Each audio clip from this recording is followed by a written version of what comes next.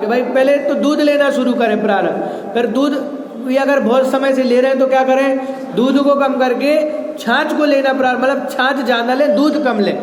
फिर छाछ को छोड़कर गर्म जल बढ़ावे, कि भाई फिर क्या करें, छाछ को कम कर दें और अकेला गर्म जल ही लेवें। फिर गर्म जल को भी छोड़कर शक्ति अनुसार 1-2 उपवास करते हुए सर्व प्रयत्न से मन में पंच नमस्कार मंत्र का स्मरण करते हुए शरीर को त्याग करें। क्या कहा कि भैया फिर गर्म जल को भी छोड़ो और क्या करो, उपवास करो। अब एक बात बताओ, ये जो उपवास करते हैं तो हम 10 लक्षण के कितने दिन पहले से प्रैक्टिस करते हैं इसकी, है कि भैया 10 लक्षण में उपवास करना है, एकासन करना है, तो 1-8 महीने पहले से तो करना चाहिए, है कि हम छोड़ने की नहीं करते हैं लेकिन बनाने की पूरी तैयारी कर लेते हैं कि पहले दिन ये बनाएंगे, दूसरे दिन ये बनाएंगे, अष्टमी चतुर्दशी आएगी तो कढ़ी बना लेंगे, राजमा बना। कहने का मतलब ये है वो छोड़ने का अभ्यास करना चाहिए, लेकिन हम खाने का अभ्यास करने लगते हैं कि भैया अब तो छोड़ना है। और बुंदेलखंड में तो बताओ धासन चौथ चलती है, धासन चौथ के भैया 10 दिन नहीं खाना, इसलिए क्या करो, चतुर्दशी को ऐसे ही खा लो कि जैसे जन्म जन्मों से खाने को नहीं मिला हो। तो इसमें क्या लगे कि भाई अनशन करना है, काय की संलेखना करना है, तो क्या करना पड़ेगा, अनुक्रम से, कि भाई आपको उपवास करना है, एकासन करना, तो क्या करना पड़ेगा, पहले शरीर को बताना तो पड़ेगा कि भाई अब 10 लक्षण आने, शरीर को थोड़ी पता है, शरीर तो पुद्गल है, उसको नहीं पता 3 बार आ रहा है कि 4 बार आ रहा है व्रत, तो शरीर को बताना पड़ेगा भैया अभी पंचमी से व्रत लगने वाले हैं, हम तुम्हें 15 दिन पहले से बता रहे हैं, हम एकासन करेंगे, उपवास करेंगे, इसलिए क्या करना, वैसी क्रिया करना, नहीं तो पता चले चतुर्दशी को बीमार हो जाए, या पता चला 10 दिन तो बहुत अच्छा धर्म करें और फिर 10 दिन तक अस्पताल में रहें, तो पहले अल्टीमेट तो देना पड़ेगा ना शरीर को।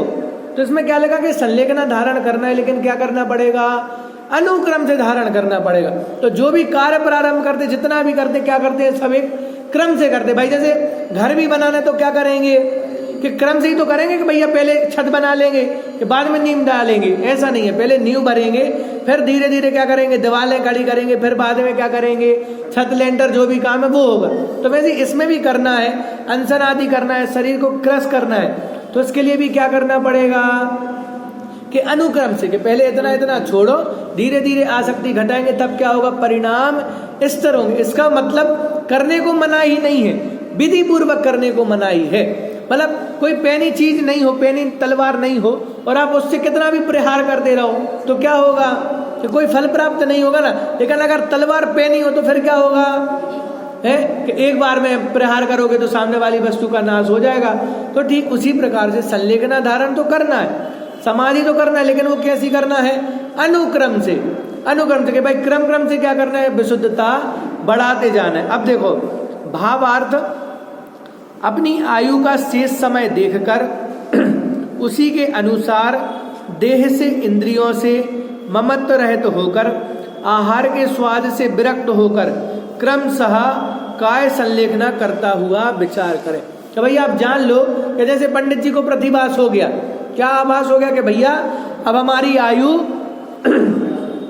ज्यादा देर तक रहने वाली नहीं है, तो भाई उसके अनुसार आचरण करने लगे। तो वैसे यहाँ भी लिखा कि अपनी आयु का शेष समय देखकर उसी के अनुसार देह से, इंद्रियों से ममत्व रहित होकर, आहार के स्वाद से विरक्त होकर क्रमशः काय संलेखना करता हुआ विचार कर। बहुत सारे लोग कहते ना बूढ़े लोग, भैया अब ज्यादा दिन की आयु नहीं बची हमारी, तो और अच्छी बात है, अगर आपको पता है तो क्या करो कि अब संलेखना धारण करो ना, ज्यादा दिन की आयु नहीं बची है तो सबसे राग देश कम करो और अपनी भीतराग परिणति को बढ़ाओ।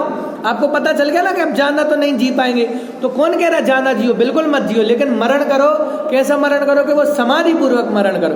तो बोले कैसा विचार करना कि देखो हे आत्मन, संसार परिभ्रमण करते हुए तूने इतना आहार किया है, यदि एक एक जन्म का एक एक कण एकत्र करे तो अनंत सुमेरु के बराबर हो जाए। बोलो इतना भोजन कर लिया और नरकों में तो मिला ही नहीं, वो बात यहाँ नहीं कर रहे। अगर एक एक भव का एक एक कण इकट्ठा करें, अभी तो हमने वो सुना था कि भाई मुनि इतनी बार बने हैं कि पीछी का मंडल जोड़ेंगे तो सुमेरु पर, यहाँ लिखा कि एक भव का अगर एक एक कण भी जोड़े तो क्या हो जाएगा, अनंत सुमेरु के बराबर हो जाएंगे। और तथा अनंत जन्मों में इतना जल पिया है कि यदि एक एक जन्म की एक एक बूंद इकट्ठा करें तो अनंत समुद्र भर जाए। इतने आहार और जल से भी तू तृप्त नहीं हुआ है, तो अब रोग जरादि से प्रत्यक्ष मरण निकट आ गया है। अब इस समय में किंचित आहार जल से कैसे तृप्ति होगी? बोलो क्या कहा कि भैया पूरे जीवन भर तुमने इतना अनंत काल से तुम खा पी रहे हो, तब भी क्या नहीं हो पाई है? तृप्ति नहीं हो पाई। तो बोले अब जो आयु का थोड़ा सा समय बचा है, मरण समय आ गया, तो बोले उसमें अगर थोड़ा सा जलपान कर भी लोगे तो क्या होगा है? तो बोले भैया फिर तृप्ति नहीं होगी। और क्या लगा कि देखो इस पर्याय में भी जब से जन्म लिया है तब से प्रतिदिन ही आहार ग्रहण करता है। बोलो जन्म की तो बात ठीक है, गर्भावस्था में ही प्रारंभ हो जाता है कि भाई माता से आहार ग्रहण करता ना शिशु, तो बोले जब से जन्म लिया तब से प्रतिदिन ही आहार ग्रहण करता आया है। आहार का लोभी होकर ही घोर आरंभ किए। आहार के लोभ से ही हिंसा, असत्य, परधन, लालसा, आब्रह्म व परिग्रह का बहुत संग्रह तथा दुर्ध्यान आदि द्वारा अनेक कुकर्म उपार्जन किए। इसके पहले भी हमने पढ़ा था, रसना की लोलुपता में पढ़ा था कि भाई जितने भी निंदकार हो रहे हैं, जितनी भी पाप कोई प्रवृत्ति हो रही है, वे सब रसना इंद्रिय के बस होकर ही हो रही है या भूख प्यास आदि के बस होकर ही कर रहे हैं। तो उसमें भी क्या लिखा कि देखो आहार का लोभी होकर के ही घोर आरंभ किए हैं। आहार के लोभ से ही हिंसा, असत्य, परधन, लालसा, आब्रह्म व परिग्रह का बहुत संग्रह तथा दुर्ध्यान आदि द्वारा अनेक कुकर्म उपार्जन किए। आहार के निमित्त से ही सब कुछ किया।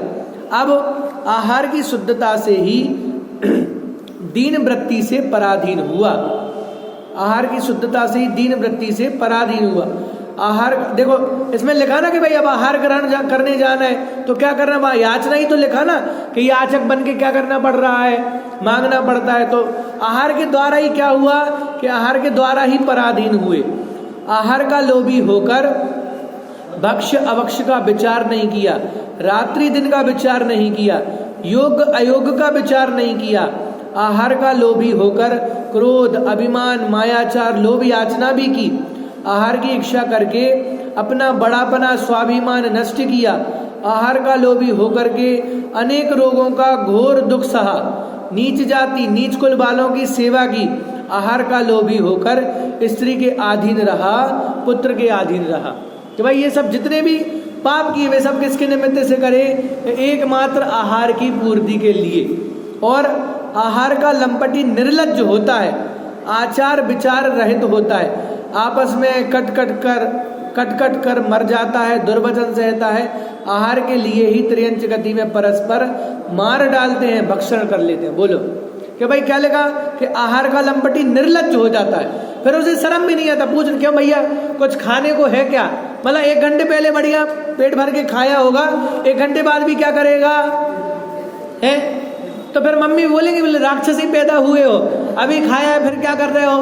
तो कहने का मतलब जो आहार का लंपटी है उसके क्या हो जाता है कि आचार विचार रहित, फिर उसे कोई विचार नहीं है क्या खाने योग्य है, क्या खाने योग्य नहीं है। और जो है उल्टे उल्टे तर्क भी देते हैं सारे, क्योंकि उन्हें खाना है ना, अपने विषय की पूर्ति करना है। तो दिन है, रात है, समय है, नहीं है, कोई फर्क। बोले रात में नहीं खाना, तो बोले पहले इसलिए नहीं खाते थे क्योंकि उजाला नहीं होता था।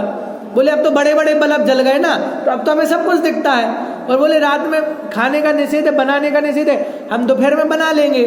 और तर्क भी देते कि भाई जैसे तुमने सुबह भोजन बनाया तो सुबह का भोजन शाम को खा रहे हैं ना, तो उसमें दोष नहीं लगता।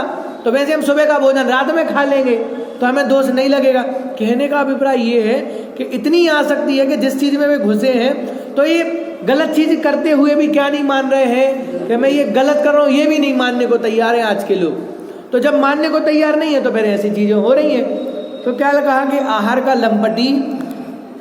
का लंपटी निर्लज्ज होता है, आचार विचार रहित होता है, आपस में कट कर मर जाता है, दुर्वचन सहता है। आहार के लिए ही त्रियंच गति में परस्पर मार डालते हैं, भक्षण कर लेते हैं। बहुत कहने से क्या, अब इस पर्याय में मुझे अल्प समय ही रहना है, आयु समाप्त होने को है।